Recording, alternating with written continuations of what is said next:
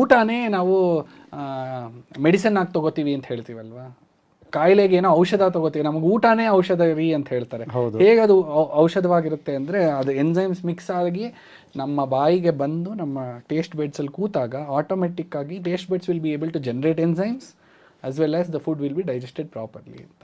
So ನಮಗೆ ಆರೋಗ್ಯದ connection ಮೊದಲು ಇಲ್ಲಿರೋ ಪಂಚಭೂತಗಳೇನು ನಮ್ಮ ಬೆರಳುಗಳಲ್ಲಿದೆ ಅದು ಪ್ರಾಣಶಕ್ತಿ ಕನೆಕ್ಟ್ ಆಗುತ್ತೆ, ಅಲ್ಲಿರೋ ಊಟದಲ್ಲಿರೋ ಪಂಚಭೂತಗಳಿಗೆ ಇದು ಕನೆಕ್ಟ್ ಆಗಿ, ಜೊತೆಗೆ ನಾವು ಅದನ್ನ ಸಂಸ್ಕಾರ ಬಂದಿರೋರು ಹೇಗೆ ಅದೊಂದೊಂದು ಪರಿಶೀಲನೆ ಮಾಡಿ ಅದೊಂದು ಅಗ್ನಿಗೆ ನಮ್ಮ ಒಳಗಡೆ ಇರೋ ಅಂದ್ರೆ ನಾವು ತಿಂತಾ ಇರೋದಲ್ಲ ಅದೊಂದು ಆಹುತಿ ಕೊಡ್ತಾ ಇದೀವಿ ಅಂತ ತಿಳ್ಕೊಂಡು ಆ ಒಳಗಡೆ ಇರೋ ಜಠರಾಗ್ನಿಗೆ, ನೀವು ಅದು ಹೇಳಿದ್ರಿ ಇದು ಅಗ್ನಿ ತಂಬು ಅಂತ ಹೇಳಿ, ಒಳಗಡೆ ಜಠರಾಗ್ನಿ ಅಂದ್ರೆ ಆ ಕೈಯಲ್ಲಿ ಊಟ ಮಾಡದೆ ಇದ್ರೆ ಈ ಪ್ರಾಣಶಕ್ತಿನೂ ಸೇರಲ್ಲ, ಯಾವುದು ಸೇರಲ್ಲ, ನಾವು ಬರೀ ಸ್ಪೂನ್ ಅಲ್ಲಿ ಫೋರ್ಕ್ ಅಲ್ಲಿ ಮಸಾಲೆ ದೋಸೆ ಅದು ಮೆಕ್ಯಾನಿಕಲ್ ಆಗಿಬಿಡುತ್ತೆ.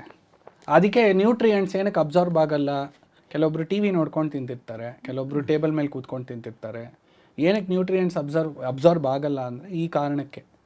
ಸೊ ಕಾನ್ಶಿಯಸ್ ಆಗೇ ಇರಲ್ಲ ನಾವೇನು ತಿಂತಾ ಇದೀವಿ ಅಂತ.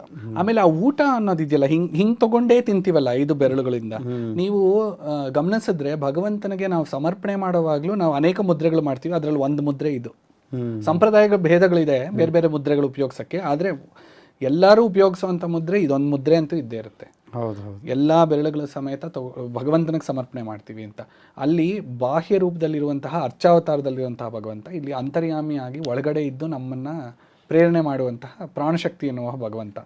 ಅವಾಗ ಊಟ ಕೊಟ್ಟಾಗ ನೀವು ಹೇಳ್ದಂಗೆ ಯಜ್ಞ ಸ್ವರೂಪದಲ್ಲಿ ಅದು ಹೋಗೋದ್ರಿಂದ ಇಲ್ಲಿನೂ ನಾವು ಮುದ್ರೆನೇ ತೋರಿಸ್ದಂಗೆ ಭಗವಂತನಿಗೆ.